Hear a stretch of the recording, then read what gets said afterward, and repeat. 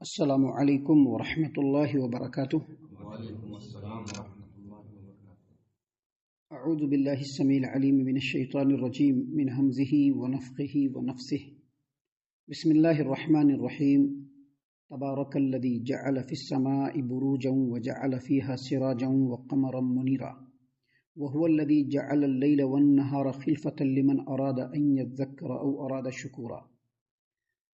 وہ ذات گرامی بڑی بابرکت ہے جس نے آسمان میں برج بنائے اور اس میں چراغ روشن کیا اور منور چاند بنایا۔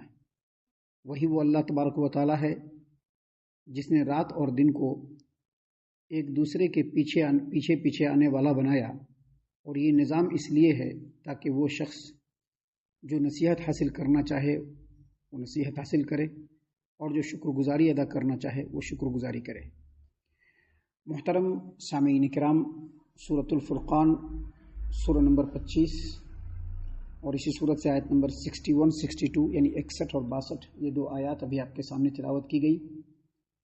دونوں آیتوں کا ترجمہ بھی باذن اللہ بتوفیق اللہ آپ تمام کی خدمت میں پیش کیا گیا۔ سامعین کرام، ان دونوں آیتوں میں بھی اللہ تبارک و تعالیٰ نے اپنی ذات پاک کی بزرگی اور تعظیم بیان کی ہے، اور یاد رکھیے کہ تعظیم کے لائق صرف اور صرف اللہ تبارک و تعالیٰ ہے۔ تعظیم اور بزرگی بیان کرتے ہوئے اللہ تبارک و تعالیٰ نے یہاں پر فرمایا ہے کہ اس نے آسمانوں میں خوبصورت برج بنائے۔ تبارک الذی جعل فی السماء بروجا، بابرکت ہے وہ ذات گرامی جس نے آسمان میں برج بنائے۔ یہاں پر برج کی جو تفسیر ہے دوسرے مقامات پہ بھی اس سے پہلے گزر چکی ہے۔ اس کے بارے میں ہم آپ کو بتلا دیں کہ حافظ ابو جعفر ابن جریر طبری رحمۃ اللہ علیہ نے تفسیر الطبری میں، اور امام بغوی رحمۃ اللہ علیہ نے تفسیر البغوی کے اندر، امام مجاہد، سعید ابن جبیر، امام ابو صالح، امام حسن، امام قتادہ رحمہم اللہ، ان تمام کے تفسیر کو نقل کیا ہے کہ برجوں سے مراد بڑے بڑے ستارے ہیں۔ برجوں سے مراد بڑے بڑے ستارے ہیں جو آسمان میں ہیں۔ اللہ تبارک و تعالیٰ نے اسی بات کو قرآن کریم سورۃ الملک آیت نمبر 5 میں فرمایا، وَلَقَدْ زَيَّنَّا السَّمَاءَ الدُّنْيَا بِمَصَابِيحَ، اور البتہ تحقیق ہم نے قریب کے آسمان پہ، قریب کا آسمان دنیا کا مطلب ہوتا ہے قریب، اور دنیا کا مطلب یہاں پر یہ جو آسمان ہے جو ہم لوگوں کے قریب ہے۔ اللہ نے فرمایا کہ تحقیق ہم نے قریب کے آسمان میں تاروں کے چراغوں سے زینت بخشی ہے۔ جو ستارے چمکتے ہیں، جس میں بڑے بڑے جو ستارے ہیں، اسی کو برج کہا جاتا ہے۔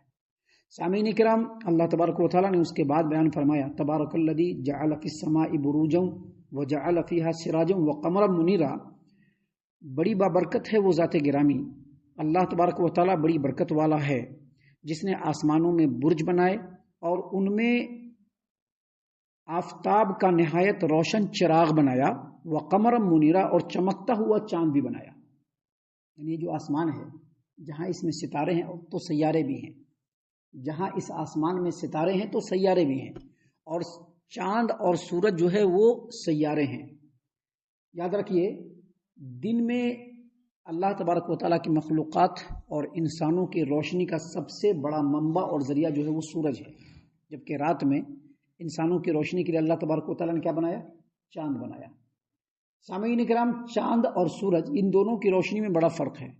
سورج کی روشنی میں تپش ہوتی ہے، حرارت ہوتی ہے، تیزی ہوتی ہے، اس کی روشنی سرخی مائل ہوتی ہے، اور جب سورج کی کرنیں اور شعاعیں انسان کے آنکھوں کے سامنے والے پرت پہ جب پڑتی ہے تو بڑی کفتی محسوس ہوتی ہے، بڑی مشکل لگنے لگتی ہے۔ لیکن اس کے مقابلے میں چاند بھی روشن ہوتا ہے، لیکن اس کی روشنی کے اندر سرور اور ٹھنڈک۔ انسان جب چاند کی طرف دیکھتا ہے تو اس کو بہت ہی بھلا معلوم ہوتا ہے، اور چاند کی چاندنی کے تصور سے ہی انسان کے اندر سرور پیدا ہونے لگتا ہے۔ تو یہ دیکھیں، دو چیزیں ہیں جو اللہ تبارک و تعالیٰ نے بنائے۔ کیا فرمایا اللہ نے؟ تبارک الذی جعل فی السماء بروجا، بابرکت ہے وہ ذات گرامی جس نے آسمان میں ستارے بنائے، وجعل فیہا سراجا وقمرا منیرا، اور آسمان میں سراج یعنی چراغ جس کو سورج کہتے ہیں، سورج بنایا اور چمکتا ہوا چاند بنایا۔ اللہ تعالیٰ نے قرآن کریم کے اندر بیان فرمایا ہے سورہ یونس آیت نمبر 5 میں، هو الذی جعل الشمس ضیاء والقمر نورا، یعنی سورج کو تو بالکل روشن بنایا، لیکن چاند کے اندر نور، یعنی چاند کو منور بنایا اللہ تبارک۔ تو سورج اور چاند یہ دو روشنی کے بہت ہی اہم ترین ذریعے ہیں جو اللہ تبارک و تعالیٰ نے انسانوں کے لیے رات اور دن میں بنائے ہیں، جس کا فرق ابھی ہم نے آپ کے سامنے بتلایا۔ لیکن یہ سمجھ لیجئے کہ سورج اور چاند صرف روشنی کے لیے نہیں ہے، بلکہ اس سے انسانوں کو بہت سارے فوائد بھی حاصل ہوتے ہیں۔ فار ایگزامپل، جو فصل جو پکتی ہے، اس کے پکنے کا تعلق سورج کی گرمی سے، دھوپ سے ہے۔ روئے زمین پر بہت سارے کیڑے مکوڑے ہیں، جراثیم ہیں، بیکٹیریاز ہیں، جو انتہائی خطرناک ہوتے ہیں۔ جب اللہ تبارک و تعالیٰ سورج کے اندر حرارت اور تیزی عطا فرماتا ہے، اور سورج جب پورے آب و تاب سے چمکتے ہوئے اپنی کرنوں کو زمین پر پھینکتا ہے، تو اس دھوپ کی گرمی اور شدت اور حرارت سے بہت سارے کیڑے مکوڑے، بیکٹیریا جو انسان کو نقصان پہنچانے والے ہیں، ہلاک کرنے والے ہوتے ہیں، ان تمام کو اللہ مار دیتا ہے۔ اور اس کے علاوہ سورج کی جو گرمی ہوتی ہے، جس کو دھوپ کہتے ہیں، یہ ایک ڈیفینٹ کوانٹٹی میں، ایک معین مقدار میں انسانوں کی زندگی اور اس کی صحت کے لیے بھی ضروری ہے۔ آپ کو پتا ہوگا، آپ نے دیکھا ہوگا، آپ نے سنا ہوگا، آپ نے خود بھی مشاہدہ کیا ہوگا، ڈاکٹر صاحب کے پاس گئے ہوں گے، ہڈیوں میں جب درد ہوتا ہے تو کیا بولتے ہیں؟ وٹامن ڈی کی کمی ہے۔ یہ پورا کیسے ہوگا؟ تو سورج کی دھوپ سے پورا ہوگا۔ دھوپ میں ذرا دیر کھڑے رہیے صبح میں، کیونکہ دھوپ کی ایک معین مقدار انسان کی صحت مندی کے لیے اور اس کی زندگی کے لیے انتہائی ضروری ہے۔ آپ پچھلے ہسٹریز کو پڑھ لیجئے، اصحاب کہف کو پڑھ لیجئے۔ اصحاب کہف جس غار میں گئے تھے اور اس میں جس میں سوئے تھے، اس کا پورا جب جیوگرافیکل ویو دکھلایا گیا تو اس میں اس طرح سے دکھلایا گیا کہ سورج نے ان لوگوں کو نقصان بھی نہیں پہنچایا اور سورج کی روشنی بھی ہمیشہ پڑتی رہی، اسی لیے وہ لوگ 100 سالوں تک اللہ تبارک و تعالیٰ کے اذن سے سوتے رہے، کیونکہ سورج کی روشنی اور اس کی حرارت اور اس کی تپش انسان کے لیے انتہائی ضروری ہے۔ اس کے جسٹ اگینسٹ میں چاند جب بہت زیادہ روشنی والا ہو جاتا ہے، منور ہو جاتا ہے، تو اس کی روشنی سے پھلوں کے اندر جو رس ہوتا ہے اس کے اندر تیزی سے بڑھوتری شروع ہو جاتی ہے۔ پھلوں کے اندر جب رس چاہیے تو کب ہوتا ہے؟ جب اللہ تبارک و تعالیٰ چاند کو منور اور روشن کرتا ہے تو اس کی روشنی سے پھلوں کے رس میں تیزی سے بڑھوتری ہونا شروع ہو جاتا ہے۔ اس لیے اللہ تبارک و تعالیٰ نے یہاں پر اپنی ذات گرامی کو واضح کرتے ہوئے کہ میں تم لوگوں کا خالق ہوں، مالک ہوں، تم ہمارے غلام ہو، جتنی بھی تمہاری ضرورتیں ہیں ہم سب پوری کر رہے ہیں۔ انہی ضرورتوں میں سے ایک ضرورت یہ بھی ہے کہ اللہ تبارک و تعالیٰ نے آسمان میں تمہارے لیے چمکتا ہوا چاند اور دہکتا ہوا سورج بنایا تاکہ اس سے تم لوگوں کو فوائد حاصل ہوں۔ سامعین کرام، اس کے بعد اللہ تبارک و تعالیٰ نے مزید فرمایا، وَهُوَ الَّذِي جَعَلَ اللَّيْلَ وَالنَّهَارَ، وہی وہ اللہ تبارک و تعالیٰ ہے جس نے رات اور دن کو بنایا۔ وہی وہ اللہ تبارک و تعالیٰ ہے جس نے رات اور دن کو بنایا۔ کیسے؟ وَهُوَ الَّذِي جَعَلَ اللَّيْلَ وَالنَّهَارَ خِلْفَةً، وہی وہ اللہ تبارک و تعالیٰ ہے جس نے تمہارے لیے رات اور دن کو ایک دوسرے کے آگے پیچھے آنے والا بنایا۔ یعنی جب رات رہتی ہے تو دن چلا جاتا ہے، اور جب دن آنے لگتا ہے تو رات چلی جاتی ہے، یعنی دونوں ایک دوسرے کا پیچھا کر رہے ہیں۔ رات کے پیچھے دن ہے، دن کے پیچھے رات ہے، رات کے پیچھے دن ہے، دن کے پیچھے رات ہے۔ یہ اللہ تبارک و تعالیٰ کا بنایا ہوا نظام ہے۔ اللہ تعالیٰ نے قرآن کریم سورہ ابراہیم آیت نمبر 33 میں فرمایا، وَسَخَّرَ لَكُمُ الشَّمْسَ وَالْقَمَرَ دَائِبَيْنِ، سورج اور چاند کو تمہارے لیے مسخر کر دیا جو مسلسل چل رہے ہیں۔ یہ سورج اور چاند کے چلنے سے ہی دن اور رات آتے جاتے ہیں۔ سورج اور چاند چل رہا ہے، لگاتار گردش میں ہے، اپنے محور پر گردش کر رہا ہے، پورا 24 گھنٹہ گھومنے کے بعد ایک مرتبہ رات اور پھر ایک مرتبہ دن۔ دن چلا گیا، اس کے پیچھے رات آ گئی، رات چلی گئی، اس کے پیچھے دن آ گیا۔ یہ اللہ تبارک و تعالیٰ نے نظام بنایا۔ کیوں یہ نظام بنایا ہے؟ اللہ تبارک و تعالیٰ نے اس بات کو بیان کرتے ہوئے فرمایا کہ اللہ تبارک و تعالیٰ نے یہ نظام اس لیے بنایا ہے کہ مقررہ وقتوں کو پہچان کر کے اس میں انسان اللہ تبارک و تعالیٰ کی عبادت کرے۔ جب سورج بالکل نصف النہار پر ہو تو اس کو سمجھ لینا چاہیے کہ ابھی نماز نہیں پڑھنا ہے، اور جیسے ہی سورج ڈھلے گا انسان کو سمجھ لینا چاہیے کہ اب ہم کو ظہر کی نماز پڑھنی ہے۔ جیسے ہی انسان کا سایہ بالکل اس کے برابر ہو گیا، اس کو سمجھ لینا چاہیے کہ ظہر کا وقت ختم ہو گیا، اب یہاں سے عصر کا وقت شروع ہو گیا، اب ہم کو عصر کی نماز پڑھ لینا ہے۔ آج ہم لوگ ٹائم بنایا ہے، گھڑی بنایا ہے، اس کو فکس کیا ہے، لیکن ایسا نہیں ہے۔ جو اوقات ہیں اللہ تبارک و تعالیٰ نے سورج کے ذریعے سے بنایا ہے۔ سورج طلوع ہو جاتا ہے تو کیا ہوتا ہے؟ فجر کی نماز کا وقت ختم ہے کہ نہیں؟ سورج جیسے ہی طلوع ہوا فجر کی نماز کا وقت ختم۔ سورج کے طلوع ہونے سے پہلے فجر کی نماز کا وقت ہے، یہ بات تو معلوم ہے ایک دم۔ اور جیسے ہی سورج نصف النہار سے زوال سے بالکل ڈھلے گا ویسے ہی ظہر کی نماز کا وقت شروع ہو جائے گا. اور جیسے ہی سورج انسان کے سائے کے برابر یا کسی بھی چیز کے سائے کے برابر ہوگا ظہر کی نماز کا وقت ختم اور عصر کی نماز کا وقت شروع.